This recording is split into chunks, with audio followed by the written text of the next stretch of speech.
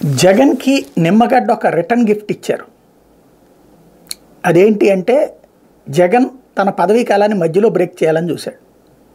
జగన్ దాన్ని ఆ కారణంగా ఆయన కోర్టుకు వెళ్ళి పూర్తి స్థాయిలో ఉండేటట్టు తెచ్చుకున్నారు. దానికి రిటర్న్ గిఫ్ట్ జగన్కి ఇప్పుడు వాలంటీర్ వ్యవస్థని ఆపించేటటువంటి ప్రక్రియ ద్వారా ఇచ్చానని ఆయన సంతోషపడుతున్నారు. అయితే ఆంధ్రప్రదేశ్లో ప్రజలందరూ చూశారు what about Nimmagadda, who is Nimmagadda అన్నటువంటి. ఆ రోజున ఆయన తరపున వాదించిన వాళ్ళందరూ ఇప్పుడు తెలుగుదేశం లాయర్లే నెంబర్ 1. సరే, లాయర్ అంటే డబ్బులు ఎవరికి ఇస్తే వాళ్ళ తరపున వాదిస్తారు, కానీ లాయర్లలో టీడీపీ లాయర్లు వేరయ్యా అని ఒక సామెత ఉంది, అది పక్కన పెడదాం. నిమ్మగడ్డ వ్యవహార శైలి ఏంటో రోజు అందరికీ తెలిసిందే.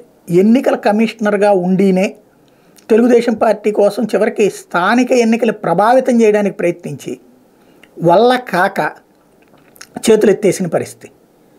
మొదటంతా అక్కడ అక్రమం జరుగుతుందని ఫిర్యాదు వచ్చింది, ఇక్కడ అక్రమం జరుగుతుందని ఫిర్యాదు వచ్చిందని, చివరికి చాలా ప్రశాంతంగా జరిగింది, పర్ఫెక్ట్గా జరిగింది, ప్రభుత్వ సహకారానికి ధన్యవాదాలని చెప్పుకోవాల్సి వచ్చింది.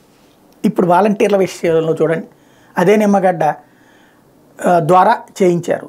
ఇప్పుడు ఆ నిమ్మగడ్డ జగన్కి ఎలాంటి రిటర్న్ గిఫ్ట్ ఇచ్చారంటే ఆ వాలంటీర్లే కరెక్ట్ అని అదే పార్టీల చేత ఇదే నిమ్మగడ్డ వేసిన పిటిషన్ వలన ఇప్పుడు ఆ నిమ్మగడ్డకి మాకు సంబంధం లేదని వదిలేసేటటువంటి స్థాయికి జగన్ రిటర్న్ గిఫ్ట్ ఇచ్చాడు నిమ్మగడ్డకి.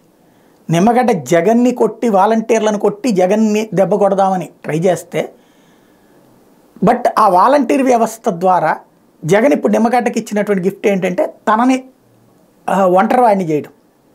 ఓవరాల్గా నిమ్మగడ్డకి ఏమొరిగిద్ది ఇక్కడ? ఆయన మానసిక ప్రశాంతత.